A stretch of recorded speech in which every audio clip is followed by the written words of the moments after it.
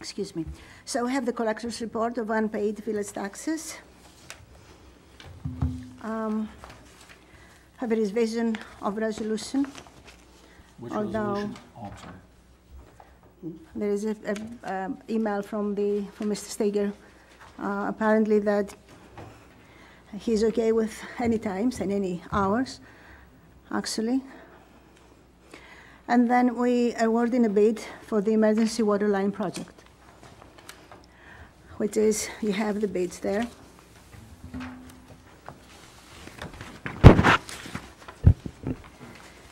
And hello, how are you? So your proposal is to go with Mr. St. George, 1,443,769.50, correct? Correct, that's our recommendation. That's the recommendation. So, do you have any time to, have any questions or any? I didn't get your name, sir? I'm Mike Manning, I'm with Grinding Gear. Oh, thank you. Grinding Gear for this project. The engineers. Will be done. I have a question. Sure. The grant that was received from there, are you administering that grant? We are not. I mean, we will certainly support the village in administering the grant. It's not a grant. What? It's a low-interest loan. Okay, I'm sorry, yes, that's correct. That one was not. Yeah. I'm sorry. Apologize. I'll be administering it. I'll be tracking the The loan? loan, the expenditures, paying the bills when they come in for approval. They go through the claims auditor for final approval, and then it's all based on the recommendation of O'Brien and Gear. They get the initial expenses, right, and then it's forwarded to the village for payment. And we hold back 10% contingency, or not a contingency, but what do you call it? Retainage. Or retainage, yeah. And we be the Starting this end of project? BO Anybody know? officer as well. When we want to Yes. start this project? Well, the bids are out, so as soon as we award the bid, I suppose we can start, right? There's nothing else to do. Correct, so upon, the village awarding the project, the next step is the Letting village them attorney know. would send a contract or a draft agreement to St. George Enterprises, and they would return it with the bonds and insurance. And if that's acceptable and both parties sign off, then we can get started. I just want to remind everybody that this was supposed to be done by November 15th. The whole project was supposed to be done by November 15th. Unfortunately, we are extremely late on that. At this point, I don't want to go into why, but we don't have time to lose. Is this a project that could be completed over the winter months, do you believe? It's No. about 6 weeks, if I understand it correctly, right? So the contractor's plan is to get started as soon as possible and work like crazy until the weather gets too awful. And then they'll shut down for a short period of time in the winter and be back at it in the spring. Okay. So this isn't a winter month project that can be completed? It's not ideal. I mean, they'll do as much as they can in the winter depending upon the weather. Thank you.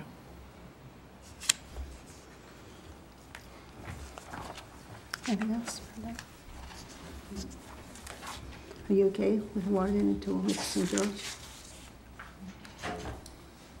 Yes, no, wait, yes. All right, so, thank you. And then we have a promotion to MEO position. This position, of course, is open because we promoted a working supervisor at the DPW. And we held interviews this morning, and we're going to have one recommendation.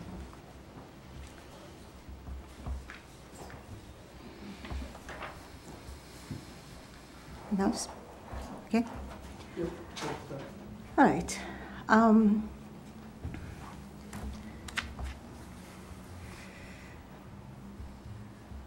then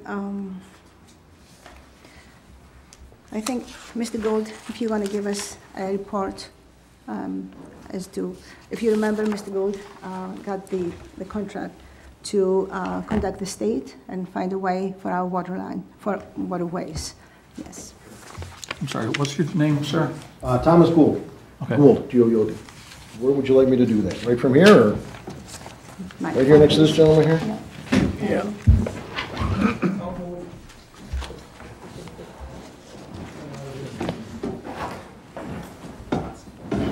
Thank you. Good evening. I spoke with the mayor and Mr. Guard regarding the problems you have, or the potential problems you have with serious flooding in Fredonia with the amount of debris that's laying in the creek. My full-time job is the code enforcement officer with the town of Hanover. I'm a certified floodplain manager with the Association of State Floodplain Managers. And I've helped a few individuals and groups with issues from Gowanda after the 2009 flood. I worked with them and a couple individuals. So the issue was, how do we address these problems before it gets worse? Try and prevent it from getting worse. The way I came up with was to look at it as the other end of your property. Most municipalities, villages, cities, you're responsible for your sidewalk, you're responsible for your property out to the road. We're just going to turn that around. So what we looked at, Mr. Guard and I looked at the laws and created a law where you would have to be responsible for your properties from one end to the other. I reached out to FEMA and the DEC, walked your creek, Canada Way Creek, took a lot of pictures, discussed it with the permitting department at the DEC, and got them to issue a no permits required letter with a bunch of guidelines that have to be done. So what the plan is I contacted a large group of local contractors, issuing this, sending them this DEC guideline of what needed to be done, what had to be done, and what they could and couldn't do. And we've got a list of contractors that are willing to do this. I had them supply us with insurance to prove they have insurance, not that the village would be taking this job on. From what I understand, we're going to put it on the homeowners to clean up their properties and prevent this flooding. We ended up with 4 contractors that said that they could handle this, and we're all insured.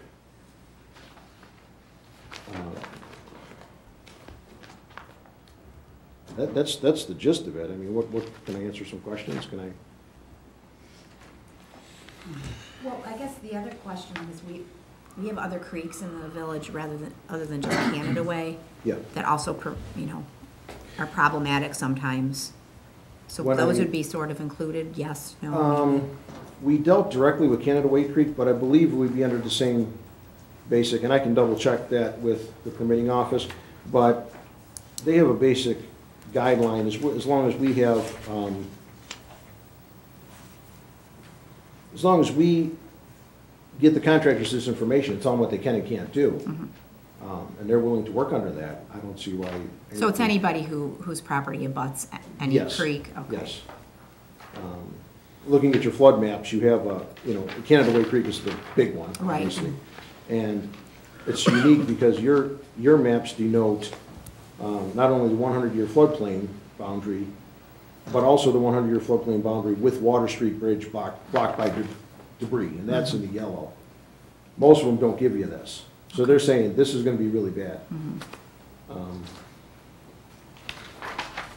So I believe we could do it with any creek, and I can double check with him, because it's basic guidelines, and he knows that not that the village is gonna be doing it, but the village is sending this out for people to do.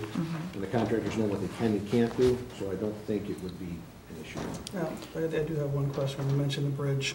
The bridge, that bridge on Water Street has a center pillar, and that seems to be the reason why a lot of those trees get stuck on there. Now, the property owners on that, there is one, actually one property that owns that section from there on Norton Place. They own that section up to the bridge. Are they now responsible for that debris up to the bridge? That's before the bridge, or is that, I mean, is that? I don't, I'm just. I did, asking, Mr. Gould for help and how he's done it in other communities before and how he's seen it done. We did make some calls and we looked around.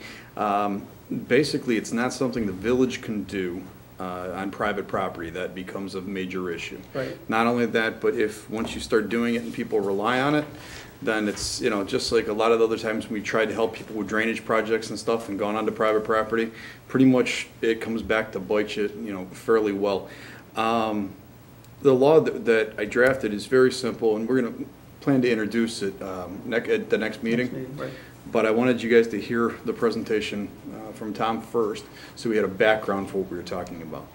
The law is very simple. It basically runs like the sidewalk law.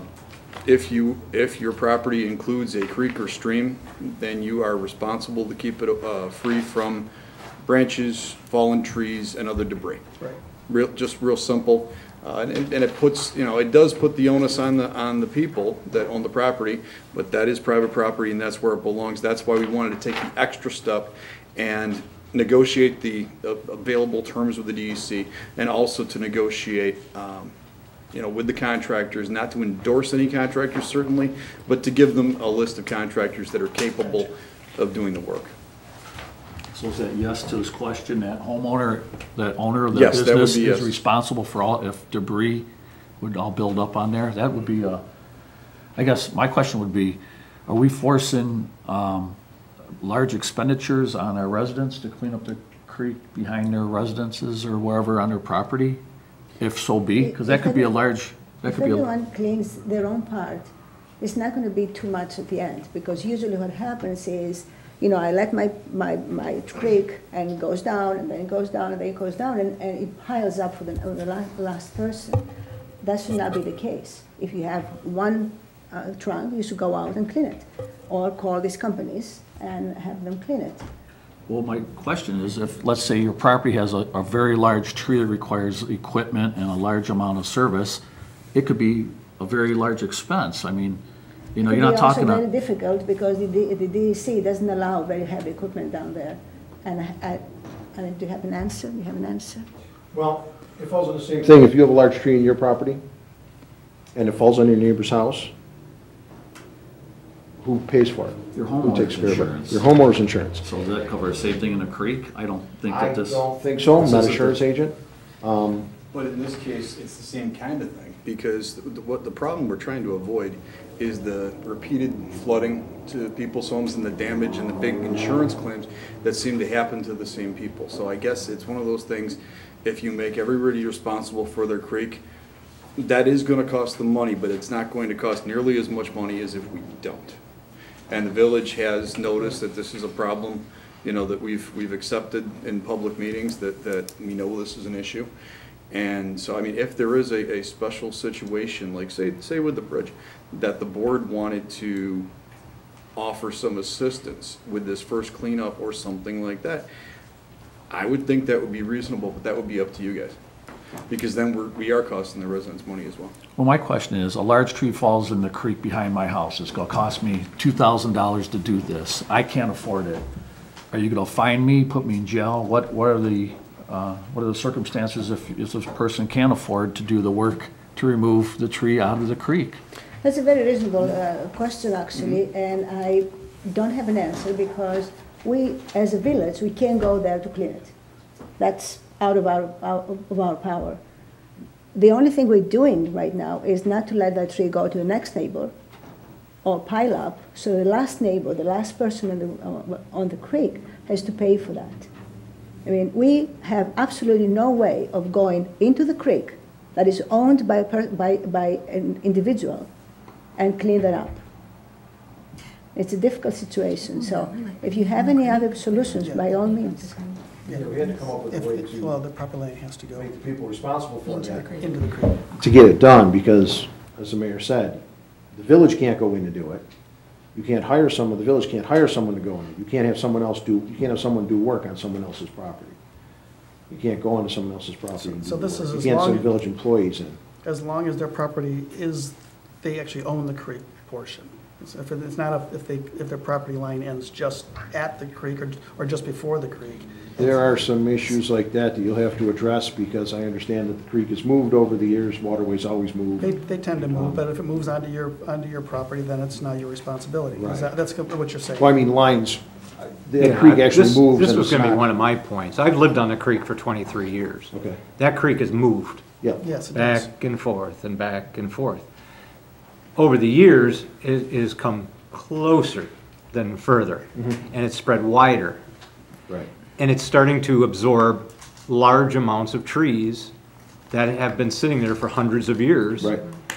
That now you're telling me that I'm responsible to take that tree down or remove that tree because it may be a hazard in the creek? Well, I'm sorry. I think what they're looking at is trees that have already come down, trees that are laying in the water, trees that are obviously gonna go, not, gee, what could happen next year. It's trees that are there, large limbs that are there, large debris that is, broken off and is laying in the water. Matter of fact, the DEC says if a large tree is tipped over and into the water, they want the tree cut, you have to leave the stump, you have to leave the roots, because that holds the bank together. Right. 'Cause you don't want to make it worse. So what happens now? What currently happens? The Floods. flooding ultimately, Floods. yeah. Flooding washes But I across the mean, bridge. so, That's what happens, So- flooding. right. Floods, right. And all these but letters. what have people done in the past? Just nothing? I don't think anyone's done anything from what I've seen. Well, when it went underneath the bridge, then the village or the town Right, has to or the clean it out. county I went there and picked it understand up. that, but- So we freed it, but that's not the answer, because at that time, the whole area is flooded. Right. So that's not the answer. We're just trying to find a solution to this. Right, The yeah. village cannot be actually the agent who does it. Mm-hmm. So, I mean, if you have any other solutions, by all means. Mitigating the problem. Is the DEC gonna let a homeowner use a chainsaw in the creek? The DEC says you can use chainsaws in the creek, you can use, I actually have a list here. Let me hand this out. This is what I received from the DEC. This is Justin Brewer. I just want to share one there. Here you go. Then we'll pass it down this way. Here's the letter I sent to contractors, and here are the contractors that replied with insurance and interested in it. Should we make some copies of this? Contractors, and this is the contractors who replied. Okay. And a contractor can use a chainsaw in the creek? Contractor can use a chainsaw. You can use chainsaws, well, of course, they say axes and any kind of saw. And I would envision, you just gotta get it into a bite-sized piece. You don't have to take that out of the creek. You just gotta get it into a size that'll go downstream and not hang up. According to the DEC, what they want to see is have it removed, but they will allow machinery on the high creek bank. They don't want you to come down a creek, but they'll allow machinery, trucks, winches What from the size, creek. what size wood is the size that I have to take out? That's a good question. I mean, is it a branch, is it a tree? Well, under the law that, because, these are all questions that we struggle with. Who's gonna foot the bill for this? Who's ultimately responsible? How far do you have to go? Basically, what we've got is a situation where it's all hanging up, okay? So the local law would say fallen trees, branches, and other debris. If I've got garbage, yeah, it's not my garbage, maybe, it came from upstream, but here it is, and now it is my problem, because otherwise, it's the guy downstream's problem. No, I'm just, like, what size is the size that has to come out? Like, when do you, are you envisioning citing people if they don't do it? Well, we're gonna have to, because if you don't force the issue, Yeah. then people aren't gonna do it. So what is the size that gets you in violation? Basically, what you're gonna have to do is you're going to have to keep your piece clear to prevent flooding. So if it keeps going, then I would say it's small enough. If it stops, then it's gonna stop. I mean, you see what I'm saying? So any wood in the creek has to be taken out of the creek all the time. It's your obligation to keep it clear. Otherwise, like the mayor said a couple times, if there's a better idea, No, I'm just trying to get it. I'm not saying it's not a good idea. I'm trying to get my head around what we're doing. Because a lot of this property in many areas, the creek is the property line. Right. right. So My half of the property. creek is mine, half the creek is my neighbor's. The tree shows up in the morning after a heavy rain. Do I go out and cut the tree in the middle of the creek and say, yeah, you're on your own, man, I'm just doing this thing? And that is gonna be, there's gonna be a bunch of issues. Some people's property line deeds run to the creek as the boundary. Yeah. Some people's go to the middle of the creek. Some people's come to the edge of the creek, but like trustee was pointing out, the creek is moved. So, I mean, I know you run into this in real estate in the village, where the older deeds have the creek for a property line. When you go to sell it and you go to survey, it creates issues. So all those issues are gonna come up. I looked at getting a list from an abstract company of, basically who owns what section of the creek. And I was told that it would take 6 months and cost way more money, thousands and thousands of dollars, than we can throw at it. So the idea is next week we'll introduce the local law. Of course, there'll be discussion, there'll be a vote, but once the local law is passed, what we would then do is put together a one-page sheet. Basically, here's the local law, which is very simple. Here's a copy of the DEC guidelines that Tom negotiated. And it's no small feat to get them to rule that this is done without a permit. In fact, it's my understanding when the village asked them before, they said basically, no, you can't. Supervisor Gugino over there will tell you that, we had to do Crooked Brook and a whole bunch of other places with hand tools, axes, hand saws, things like that. And so it really, there was a long negotiation process to get the DEC to say, okay, most of these things don't apply. Here is as far as we're willing to go with the regulations. So what I envision is, here's the law, these are the regulations that you have to follow, and here's a list of contractors, and that we're not endorsing in any way, but contractors that say they can comply with that and that we have been told have insurance up to that point. And then stuff that and put it with the letter. Is the village allowed to use a chainsaw?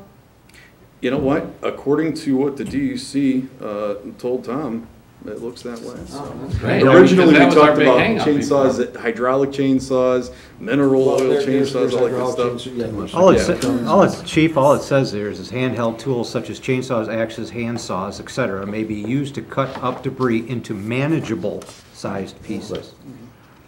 So what you can lift and what trustee Kara can lift would be two separate things. Oh, I can lift a lot. Well, I just know, like you were saying, Dan, I don't doubt it. We weren't allowed in the creek bed with chainsaws. Exactly. The municipality wasn't allowed in the creek. And that was the real nice thing about, what Tom did for us here is, when last time that the village asked, it's my understanding that the DEC said no. Yeah, that's true. Yeah. And so now that we've got them, we've gone from a no to you can use the chainsaw and you can use, some type of vehicle, not on the bank, but to drag things out. We've come a long way. And we knew it was gonna be tough on the residents and we knew it was gonna be expensive. That's why we went the extra mile to try to find contractors and things, because everybody downstream knows the problem. We didn't wanna say, okay, everybody's responsible for their creek, get after it. We negotiated it with the DEC forum because they don't have the ability to, and we found at least 4 contractors that were willing and able to do it. So that's basically, yeah, it's a crummy situation, but it's one of those we all have to take a bite situation. But it's one of the things that drives flood insurance up. Mm-hmm. And, we want to avoid that overall in the village. And when they have one after the other flooding in their houses, this is a problem. So that's why we try to find a solution for them. The village cannot help. The village cannot send our workers to do that. So we try and actually to make a solution, to give them a solution. And it's never easy and it's never simple, unfortunately.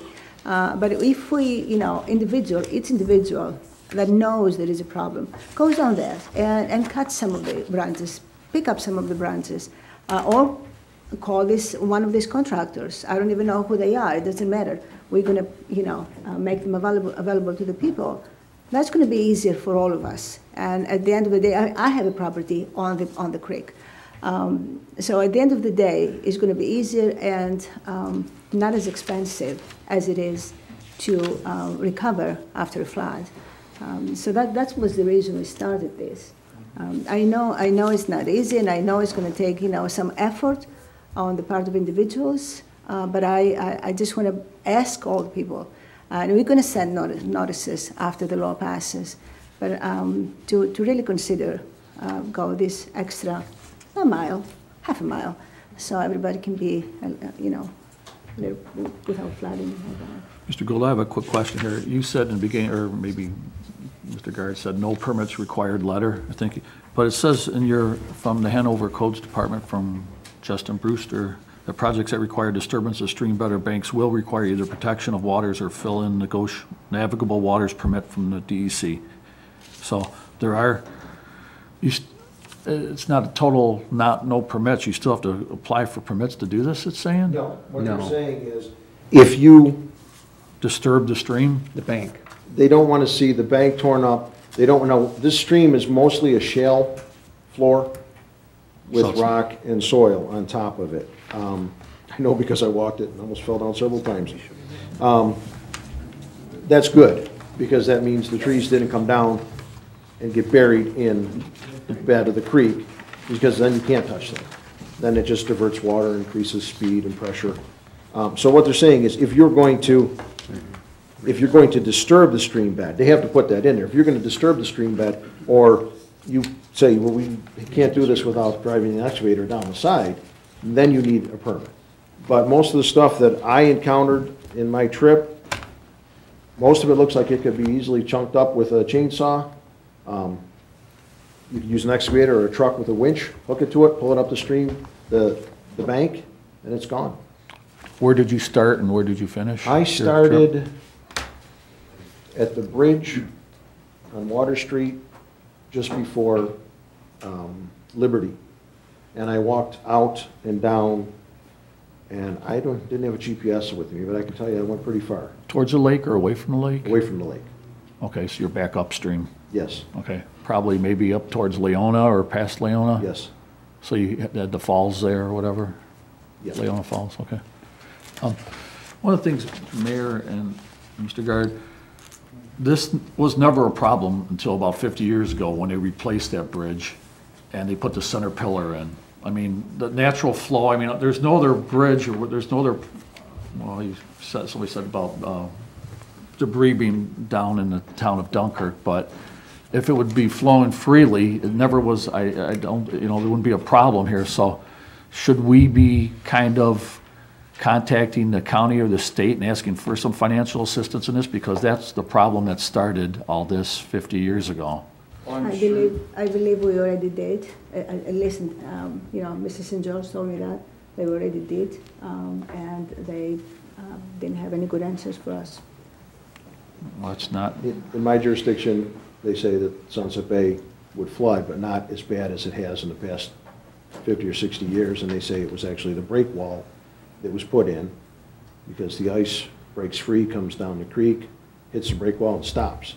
The water doesn't. So it just sheet flows across the bay. That's where all the flooding comes from. It doesn't come from the lake. So things were done in good intent, and it looks like some of them may have not worked as well as they had hoped.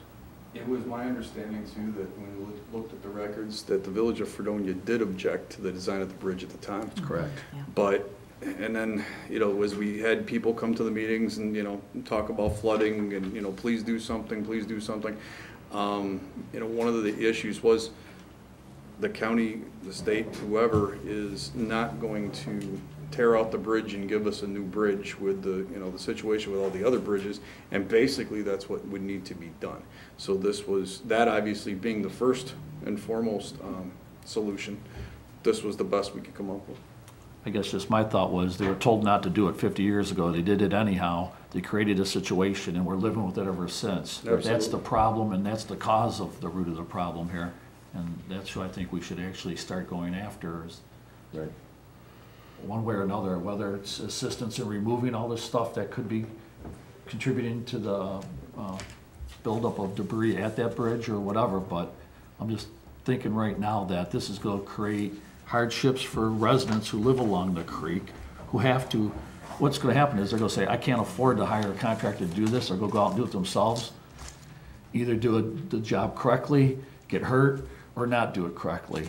So you're gonna run into some other problems here, and if they go in there and they get hurt, then doing it themselves, because it's a law that we are imposing upon them, who's responsible for their injuries or? They or would be, stuff just like a that? it'd be just like a sidewalk.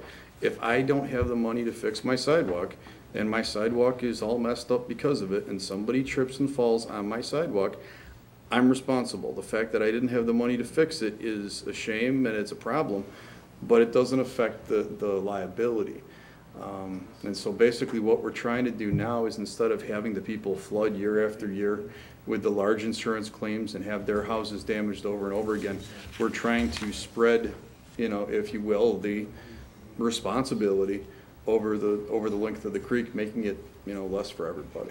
The liability I was talking about was different. I'm not talking about somebody getting hurt on your property. I'm talking about somebody getting hurt doing a project that you're imposing a Well, restriction or something. then maybe the board has to That's all I'm think, saying. maybe the board has to think and approach this the way we approach the sidewalks. We pay up to 50% of the people who fix the sidewalks. Maybe the board wants to understand something like that and have the village pay part of that. I mean, and to go back to the liability aspect, our property maintenance code requires that you paint your house. You know, it requires that you fix your roof. If you don't have the money to do it, and the code enforcement officer cites you, that's one thing. If I'm up there and I don't know what I'm doing, and because I don't have the money to do it and have somebody else do it, and I fall off my roof, it's not on the village for having a law that says your roof needs to be maintained. It's, I fell off the roof. So it would be the same as the rest of the property maintenance code. Anytime we require to do anything. I mean, I require my lawn to be mowed. If I hurt myself with the lawnmower, that's my fault, or at least my problem, my issue. I mean, it's just a proposal. If you have a better one, please, this is the time we can discuss it.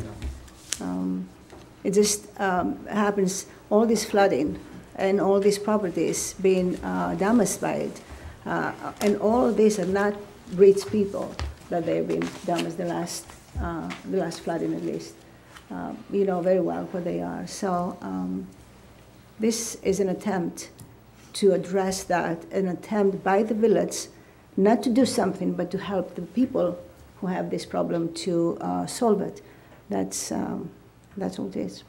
Well, I suggest we also aggressively go to the county and the state, whoever, the county's in charge of it now, but I don't know who was actually in charge of engineering it and so forth and so on, but that's the problem right there, and we need to, if we're gonna be doing this, let's start working towards removing the problem. I know they're not gonna do it anytime soon, but, and I know they replace bridges that are in deficiency, but if this bridge causes millions of dollars worth of damage year after year with all these floods, I think we should, you know, kind of state that that's a good reason to replace this bridge as well. It's done it for 50 years.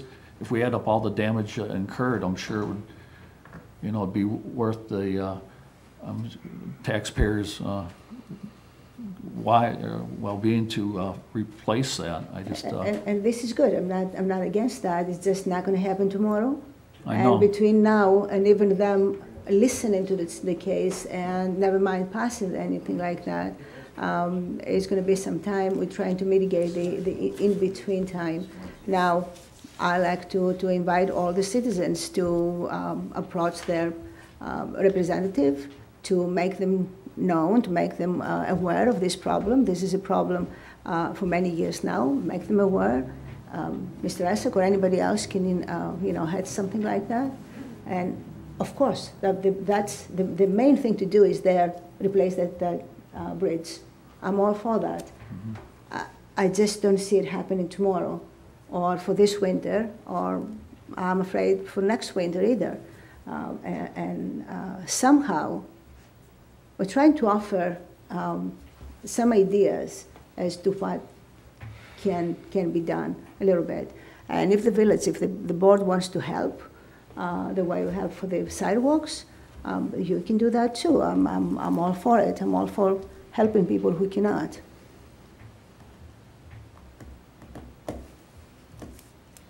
Anything else?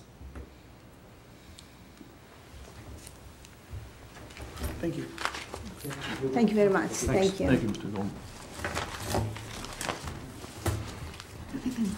All right, I lost my things. Hold on a moment.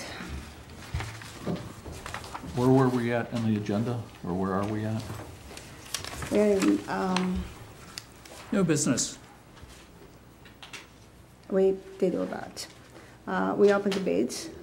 At new businesses, bid opening report on the emergency water line project, and you have the report. And I'll ask you to, according to Brian and Gear, the recommendation is to go with Mr. St. George at a cost of $1,443,769.50. We had 4 altogether. The other 2, as you can see, is $1,650,050. The third one, $1,863,875, and one more, $2,425,481.70. And your recommendation is to go with Mrs. St. George, correct? Correct. Yes, at $1,443,769.50. Do you have any questions for?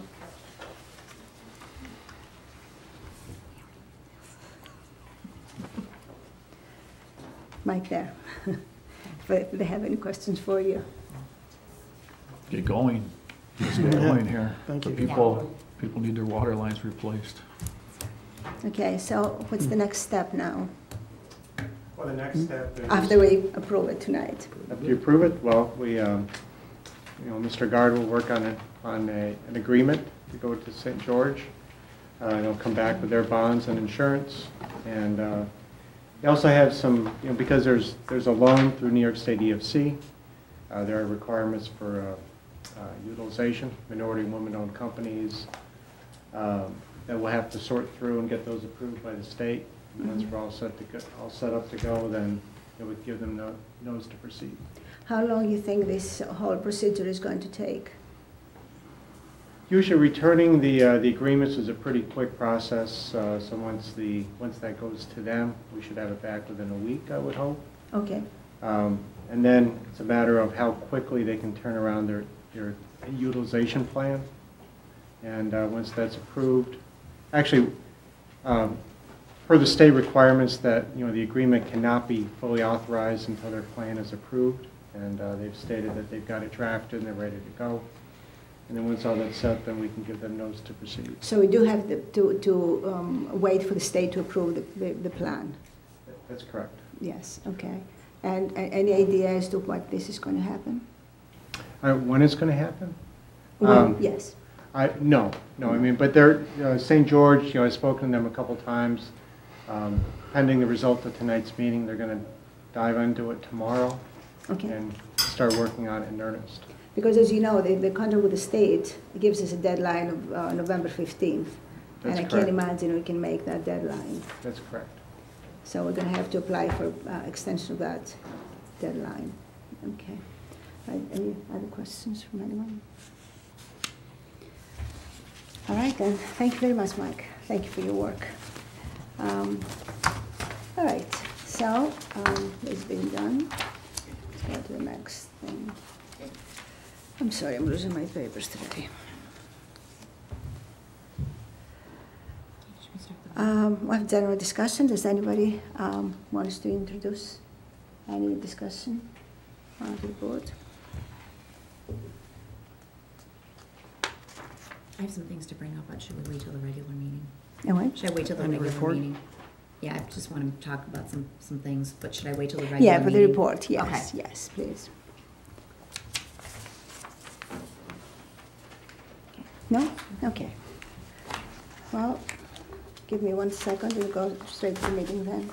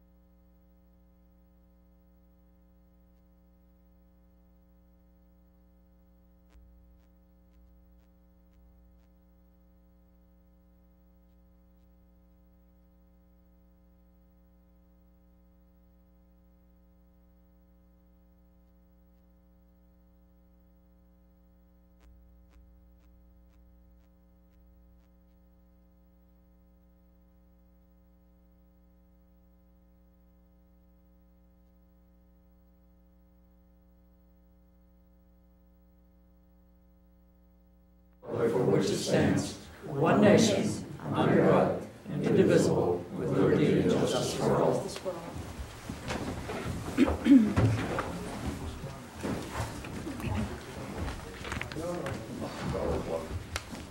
Good evening. I call this meeting to order. At a special meeting of the Board of Trustees of the Village of Fredonia, duly called and held on the 15th day of October 2018 at 6:30 p.m. in the Trustees' Room, 2nd floor, Village Hall, Fredonia, New York, and public notice of the time and place of this meeting has been given to the news media and conspicuously posted in one or more designated public locations in accordance with Section 104 of the Public Meetings Law. As we start this meeting, I'd like to open the public portion. If anyone wishes to address the board, please do it now. Please keep your comments to 3 minutes. Yes. I'd like to read a letter to the board, please. Nothing controversial or anything, Okay. if I might. Please. I know maybe Trustee Estes wanted to read it for me. He's like the unofficial letter reader, but this is my letter. It's from me. No, I'm thank sorry. you, Mr. Ludwig. Could you state your name, please? Andrew Ludwig, 30 Ryan Place. Thank you. Gonna get to it. Dear Mayor Landis and trustees, at a time when political discourse is often contentious and compliments for our elected officials are few and far between, I would like to share a very positive experience that I recently had with a village official. On October 2nd, 2018, I received a phone call from Assistant Inspection Officer, Mr. Steve Manos. Mr. Manos informed me that a piece of rental property that I own was due for inspection. In a phone call that lasted less than 1 minute, Mr. Manos and I quickly scheduled a date and time for the inspection. On Wednesday, October 10th at 2 p.m., I met Mr. Manos at my rental property located at 50 Barker Street in the village. After an inspection that lasted no more than 45 minutes, 4 minor code violations were found in the 2-unit apartment house that I own. I let Mr. Manos know that correcting these violations was of the utmost importance to me, and I assured him that they would be corrected within the hour. Mr. Manos agreed to return to his office and meet me back at 50 Barker in 1 hour. Upon his return, both rental units quickly and easily passed muster. Mr. Manos was on time, cordial, professional, and accommodating. The code inspection was a very positive experience. The Village of Fredonia should be proud of Mr. Manos' performance. Thank you. Shortly after the inspection, I received an invoice. I dropped payment for the inspection in the mail on the next day. As a caring landlord and a responsible citizen of the village, it is important to me that my property is safe for my tenants and my friends and neighbors who live in the area. I'm happy to pay for the cost of the inspection that assures that my tenants, friends, and neighbors are safe. I appreciate and support the efforts that the village officials are undertaking to make sure that all properties in Fredonia are well kept and safe. Keep up the great work. Thank you. Might I, Thank you very much. Would you like to take it, Mayor? The clerk. Sure. Thank you very much. Thank you very much. Thank you. Very nice. Anybody else? All right, nobody else, so we close the public portion. And we go ahead with some reports. For my report, I want to start my report actually by thanking Governor Cuomo and Lieutenant Governor Hochul and the local Western New York REDC for awarding the Village of Fredonia one of these year's Smart Growth Community Grants in the amount of $2,500,000. This is the second year we actually applied for this grant, and I tell you that we applied for the grant and we offered 10 projects, downtown, most of them downtown projects. We met Nate Aldrich, who helped writing the grant along with me. We met with we made a presentation actually of that grant to the RDC in Buffalo, and that was a good experience, which I told them very, very clearly, if they don't want to see me again next year, they better give us the money this year. So they took it seriously, thank God. And then they came here, they came down here, and we discussed it again. I thought that was a good sign, and it was. So I can tell you that we proposed about 10 projects. They seem to have some priorities. What's going to happen now, we're going to put together a committee of some of our citizens, some of our trustees, some of the members of our government, and also some residents to discuss, along with officials from New York State, how to use this money in a better way, going along with some of our projects. Now, in our last discussion with them, and I can be 100%, but the priorities seem to be the White Inn, which is in a good way to be sold and rehabilitated. The second one is the Main Street, the whole downtown, all the facades of the downtown, which in addition to New York State Main Street grant, can be a very big help for our business owners downtown. Third one, the streetscape along the whole downtown, which means we can fix our sidewalks, we can put new benches, we can put new lighting, we can make them more safe for our people and more walkable for our people. Number four, what's the other one? I'm sorry, the Opera House. The Opera House seems to be a very big priority. And along with the Opera House, we are hoping to do the outside of this building, the windows at least, and maybe even the parking lot. So in the words that Lieutenant Hochul, who presented these awards, said the other day, this is just to jumpstart these big projects. This is just to give us a beginning, a start. She said, by all means, apply again next year. By all means, go a step further. I want to mention that this grant requires no match whatsoever. Of course, they're not going to cover everything. So if I have a downtown building that needs to be rehabilitated and they give me $100,000 and I need $150,000, I have to provide the $50,000. But they don't require that in order to give us the grant the way it was done before. So that was very good news. I was very excited about that. Only 4 communities in Western New York received $2.5 million. We are one of them. I'm extremely. I had a very good weekend. I can tell you that I was very happy about that. Now, I want to mention something else. I know that once again, discussion about priorities is going to be forward. It's going to come forward. We can't avoid that, and that's a good discussion. Because I already saw one of the comments, why don't you fix the reservoir? Yes, that we can do that as well. But we are in one situation right now where we can't just fix the reservoir and wait until we paid for that and then start fixing the downtown.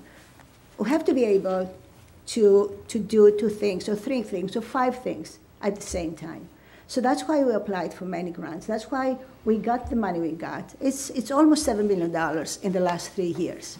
That's a lot of money. We are fixing some of the infrastructure. We got a grant for $930,000 for the water filtration plant. We got $1.3 million for the wastewater treatment plant. We got $415,000 for the Barker Common.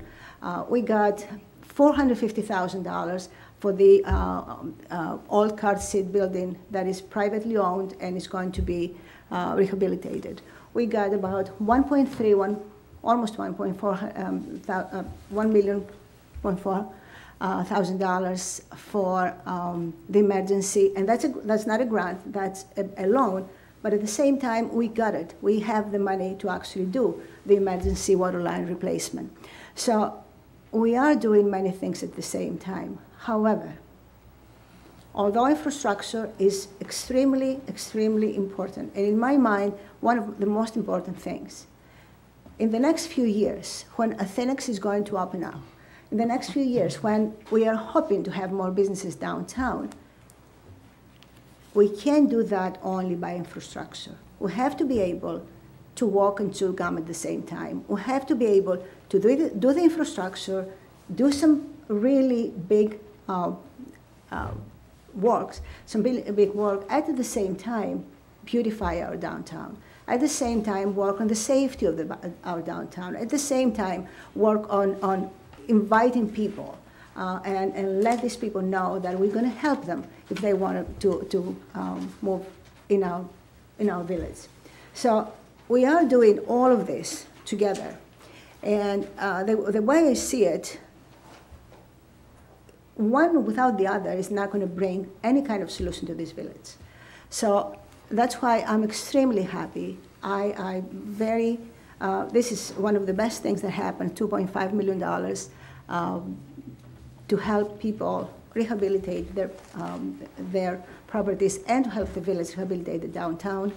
And at the same time, I can assure everybody that I keep my eye on the ball. I know the infrastructure is a big problem.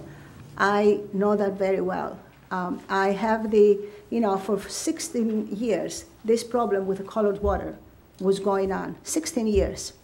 And I apologize, it took us so long to actually, tonight, award a contract so we can fix that problem.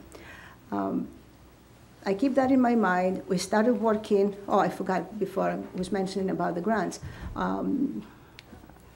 We have, did I say about the wastewater treatment plant? Wastewater treatment plant and the plant. Okay, so that's pretty much is my report for tonight.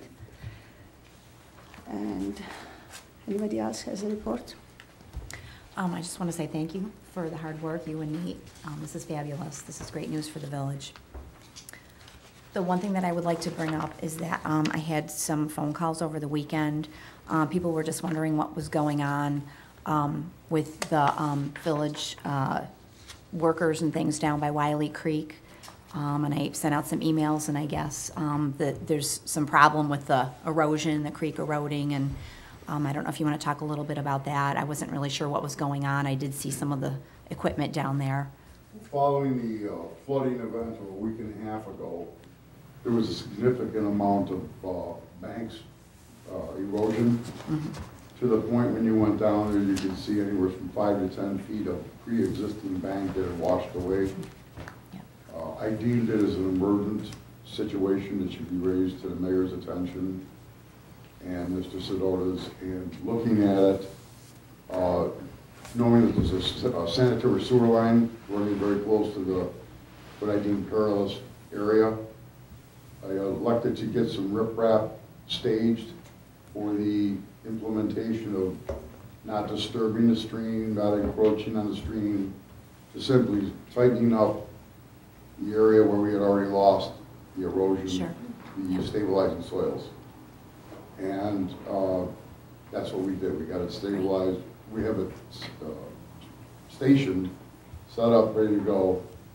And we started work on it this morning. We laid one course of riprap, again, well within the pre-existing line. Right. And there was a question that came up from somebody, and right now I stopped the project, waiting for clarity from DEC. Okay. In Buffalo, I've called some of the two regulators that I used to work with pretty well, and they're clearing up an issue, so hopefully we can go on.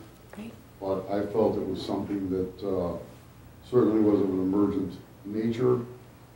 We were replacing and repairing or replacing what was existing at one time that had just been washed away. Sure. I'm not gonna be responsible for losing that little part, that driveway, Right. or a sanitary line. Yeah, I trust your judgment. I just had a question. Someone called and was curious over No, the I weekend. understand, So but- I said that I would ask about it and find out what's No, going on that's and get fine. back to them. So thank you. But there was an individual today that chose to make a phone call to stop that progress. I just want on the So it record. stopped. Oh. It stopped, yes. This isn't on me. I'm not comfortable having stopped what was a very basic repair. Sure. It's no different than fixing a water line that blows. Mm-hmm. You shouldn't need to be getting clearances from all over the place to Not to do it. protect the You're maintaining your sanitary infrastructure. Right. Yeah. it's- So until then, I'm not moving forward until I give clarity, Okay. a blessing, kind of like Mr. Gould has, Mm-hmm. where you don't need a permit for specific things. I'm not putting words in anybody's mouth. But until then, I'm not happy. I'm not overstepping my boundaries. I wasn't, we weren't. This is my call, nobody else. I made it, I live by it, and I'll wait to see how I'm directed. I will say this, I pray there's another event while whoever's Yeah. wanting me to stop has it checked out. But now you have no choice. We have to wait for the DC. Oh, yeah. That's it. So, If that sanitary sewer gets, broken in, I mean, you don't want, that's worse than having. Right. And not then to you're mention, protecting- and while we were there, I did get permission from the very kind DEC officer that was reaching above his, to his superiors for clarity.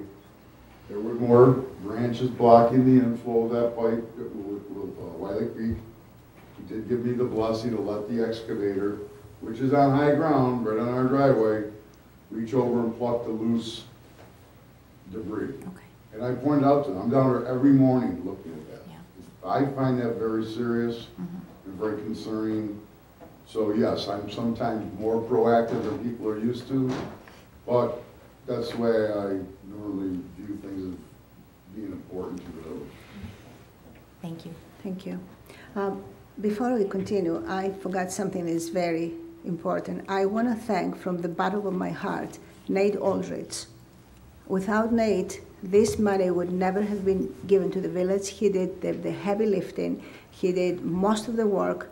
I was just supporting, really, and providing some small information, right, in very small parts, and really going over what he wrote. So, Nate, a great, great thank to you for this. Okay.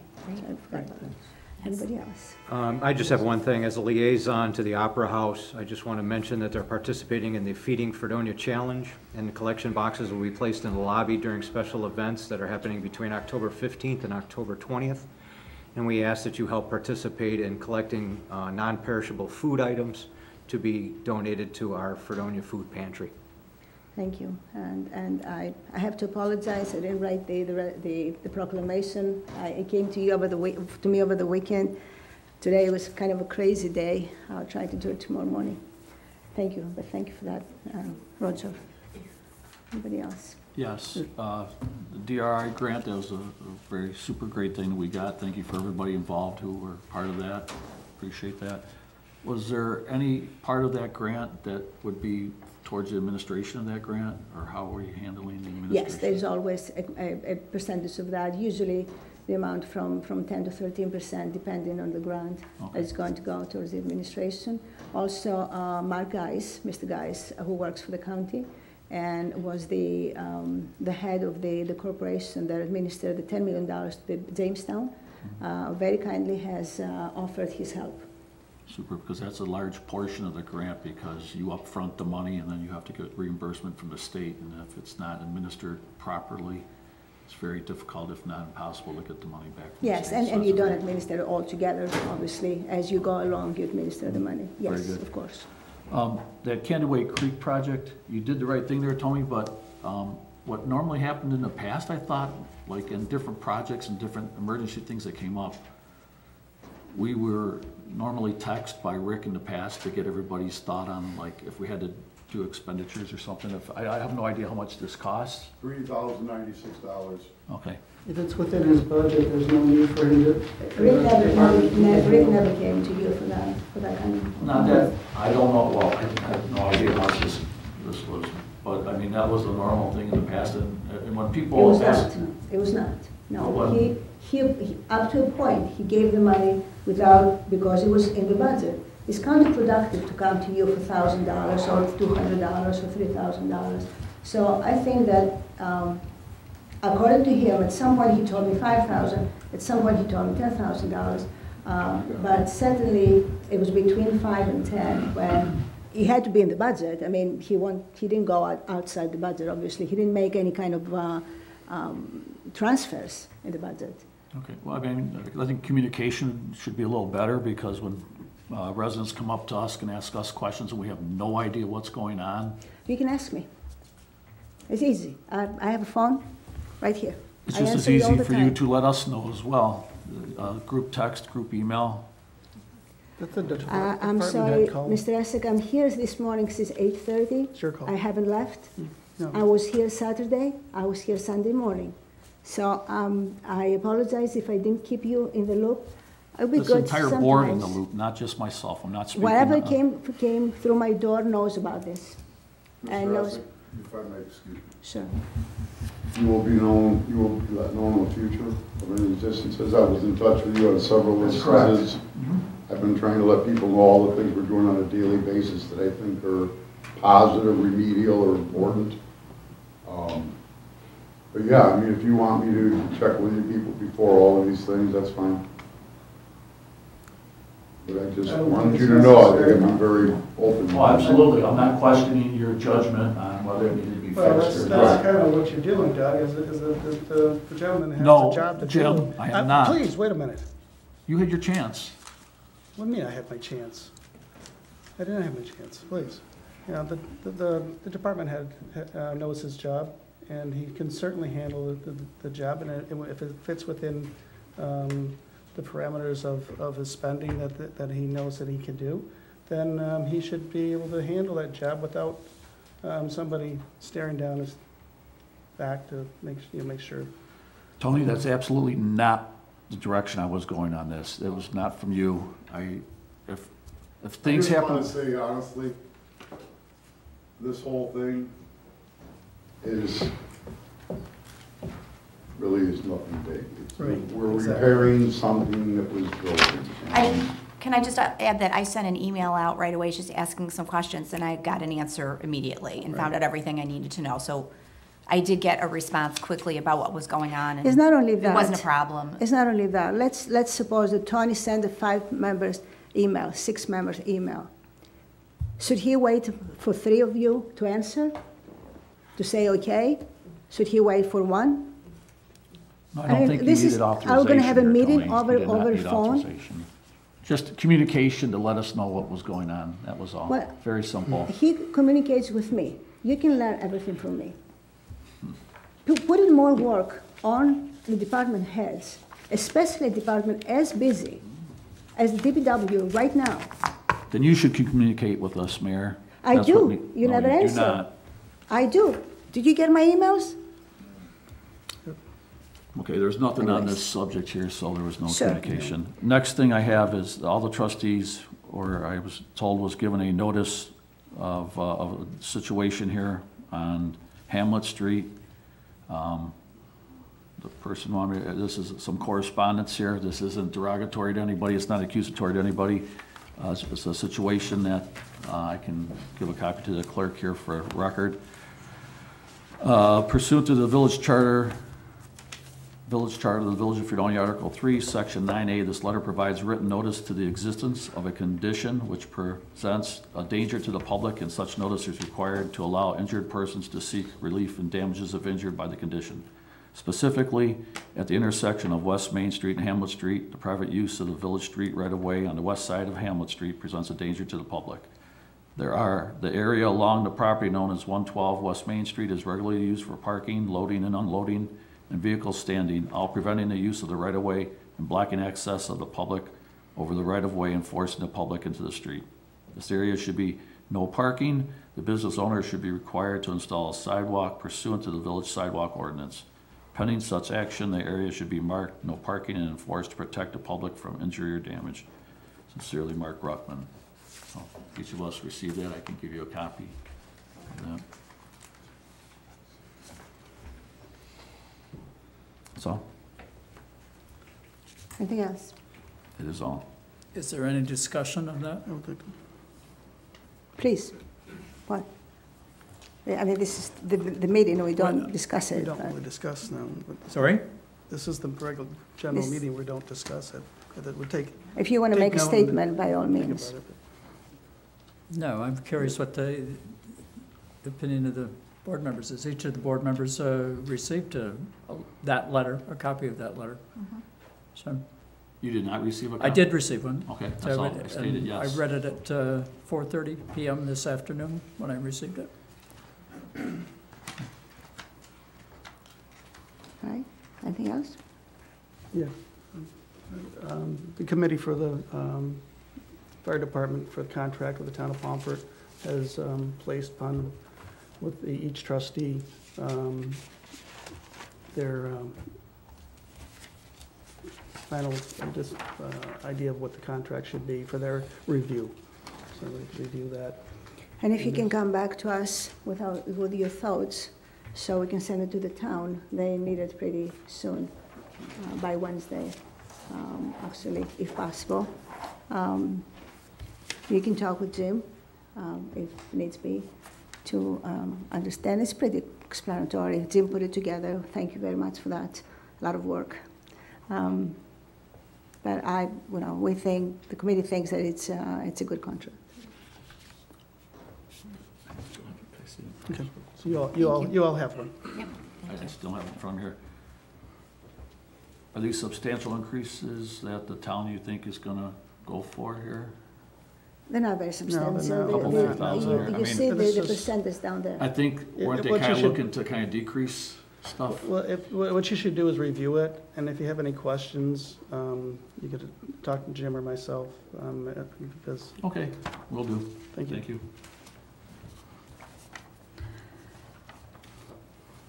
All right, anything else? Mr. Gard, do you have any report? Just briefly, Mayor. I see there's a resolution to advertise for the village administrator. I just feel the need to remind the board, again, that I feel this position was not created properly, that New York state law requires that any and all transfers of power require a public referendum. Whoever drafted the original resolution back in the 70s knew that was the case, and that's why it repeats over and over again. There's no transfer of power, there's no transfer of power. Yet that's not how it works. New York State has us listed as a administrator-run village. The idea that several of the contracts, I was talking with the fire chief, you have the administrator as the person grievances. There's a step in the grievance process for the administrator. There are, the custom basically was to have the administrator assume the head of the department head's position. That being the case, that is a transfer of power. Simply saying that it isn't a magical incantation that makes it not so.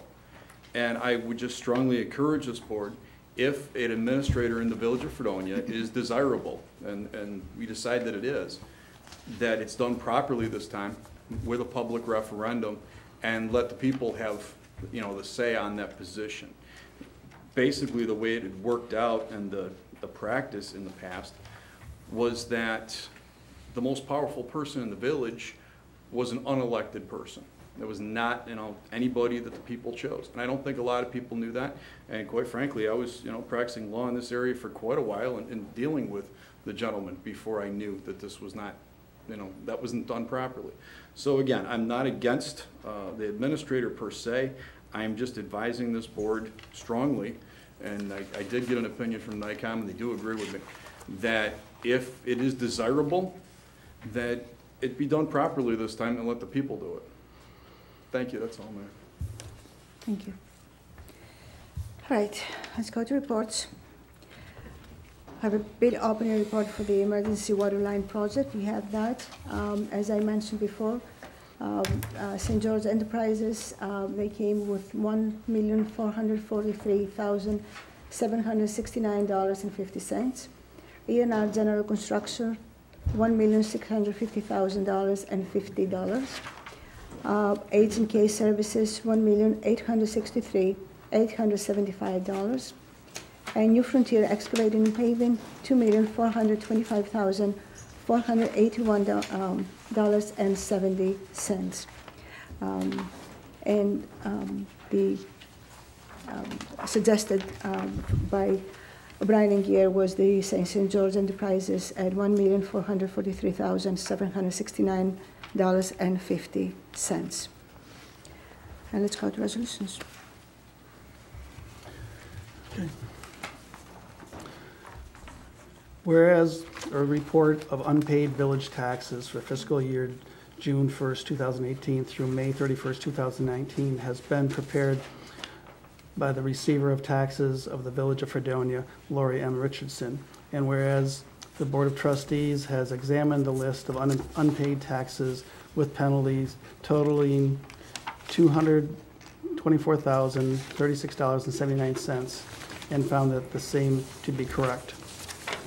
Now therefore be it resolved that the Board of Trustees is hereby authorized to sign a collector's report of unpaid village taxes, which is to be submitted to the Chautauqua County Director of Finance in Mayville, New York. Second that. Trustee Barris. I vote aye. Trustee Christina. Yes. Trustee Linden. Aye. Trustee Briggs. Yes. Trustee Essek. Yes. Be it resolved that a resolution adopted by the Board of Trustees of the Village of Fredonia on October 8, 2018 regarding trick-or-treating hours is hereby amended to include the town opera. Aye. Oh, sorry. I second that. Trustee vote aye. Barris. Trustee Christina. Yes. Trustee Linden. And I say aye. Trustee Briggs. Yes. Trustee Essek. Yes. Whereas bids for the emergency water line project were publicly opened and read on October 3rd. Were they probably, I don't remember reading those, did I? Yes, they On were that they date? open. Yeah. They were opened. Opened the 3rd, last Wednesday. All right. On October 3rd, 2018, and whereas O'Brien Gear Engineering, Inc. of Syracuse, New York, has reviewed the bids and has recommended awarding the bid to St.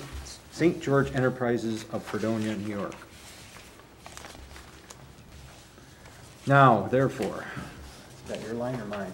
Yours. It be resolved that St. George Enterprises is hereby awarded the bid for contract number 1, general for the emergency water line project at the total cost of $1,443,769.50, a copy of which is attached to and made part of these minutes, and the mayor is hereby authorized to sign said agreement on behalf of the Village of Fredonia. I second the resolution. I vote aye. Trustee Christina. Yes. Trustee Linden. Aye. Trustee Briggs. Yes. Trustee Essek. Yes. And I'm very happy about that. At least after 12, 15 years of brown water, these people are going to get some relief, hopefully. Okay, Mr. Barris.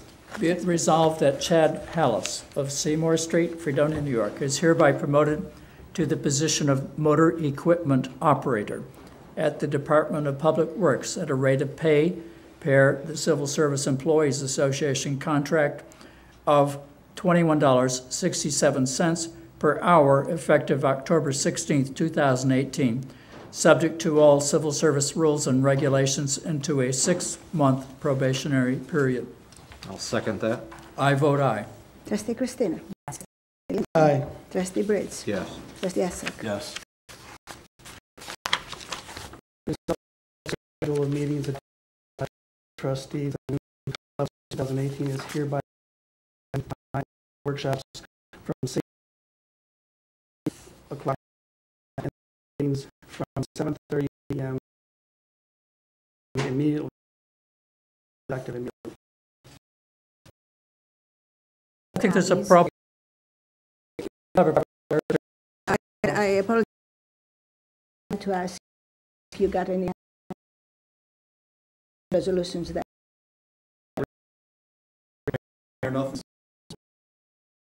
So, can we table resolution for today? Yes.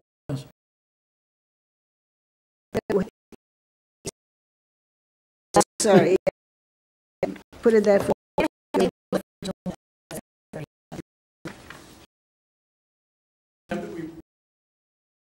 By a lot of communities do it, but if we've never done it, I'm sure that the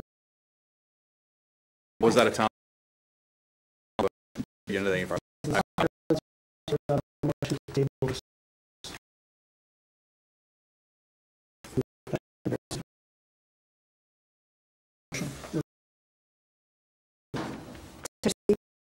Yes. Yes, sir. Okay.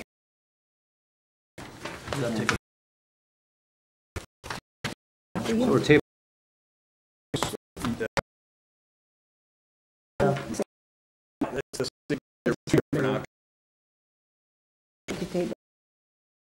Right.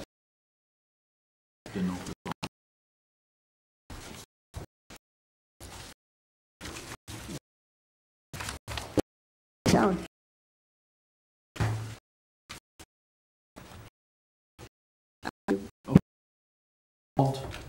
Effort to have efficient and effective operation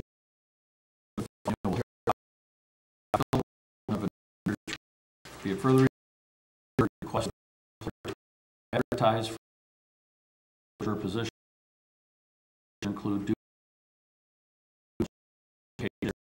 requirements. Find the money. Extra. This is the same one that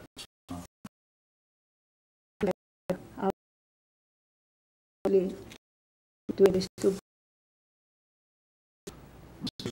I believe you were just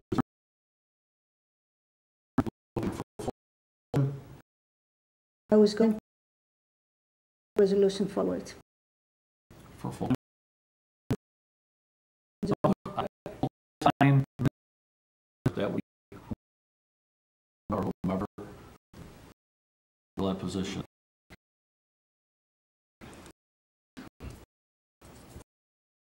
Did you say? No. No. Yes.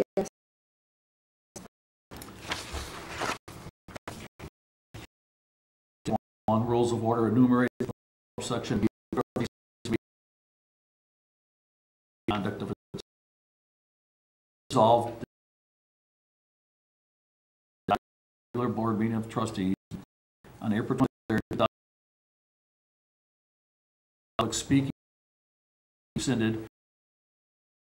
Well, public will be afforded their opportunity on any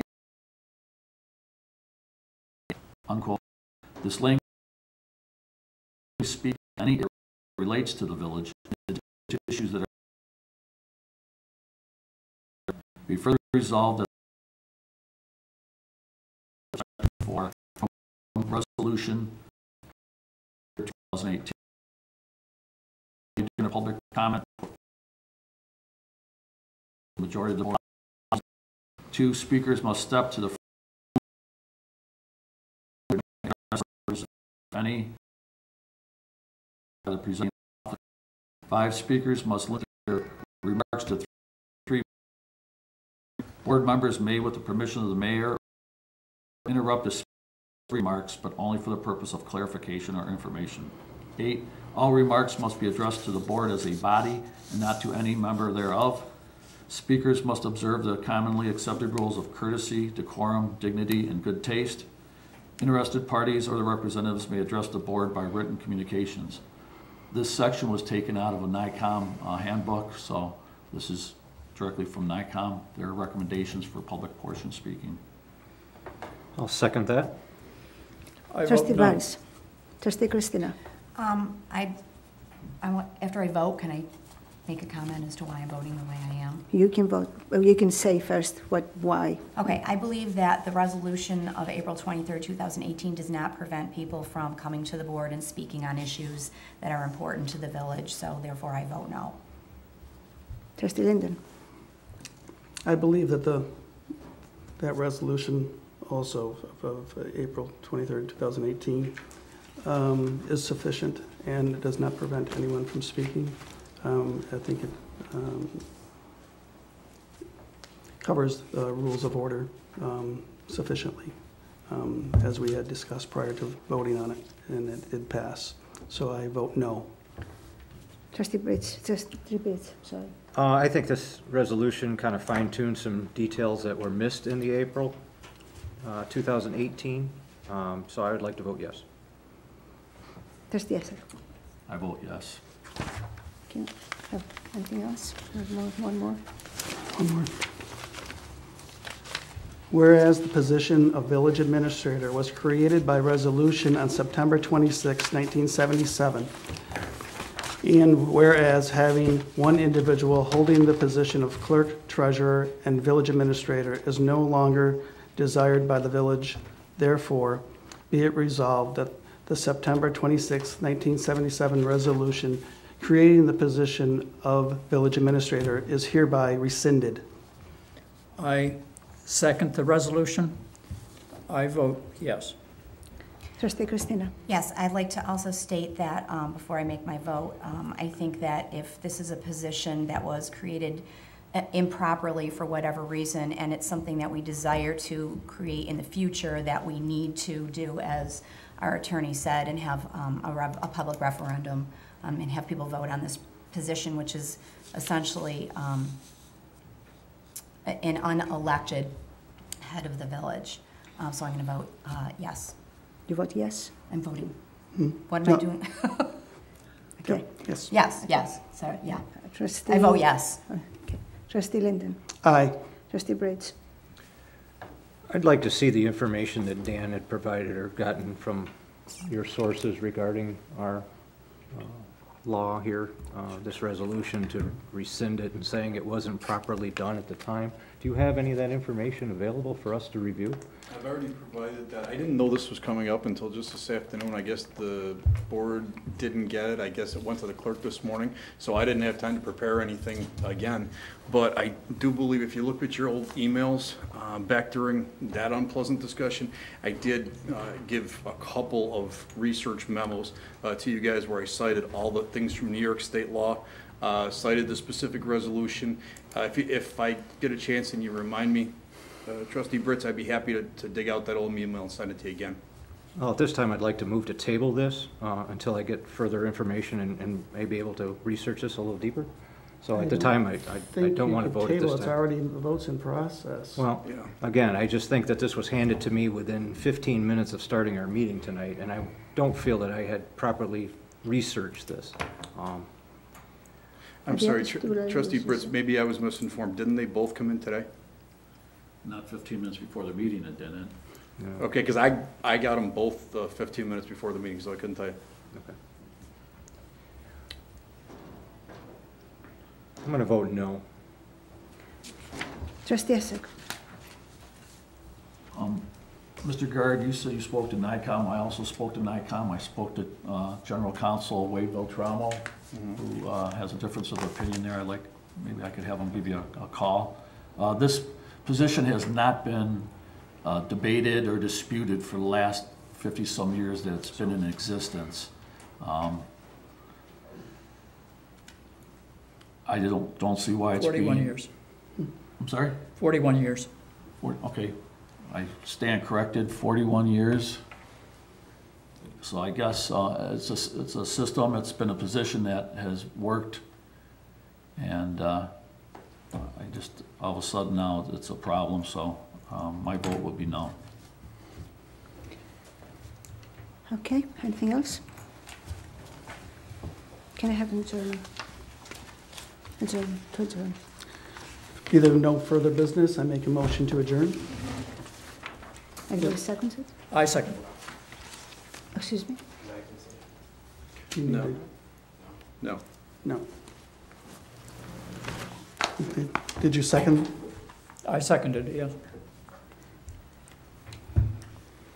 Trustee Barris. Aye. Trustee Christina. Yes. Trustee Linden. Aye. Trustee Fritz. Yes. Trustee Essen. Yes. I apologize, I'm here since 8 o'clock in the morning, so 9:30.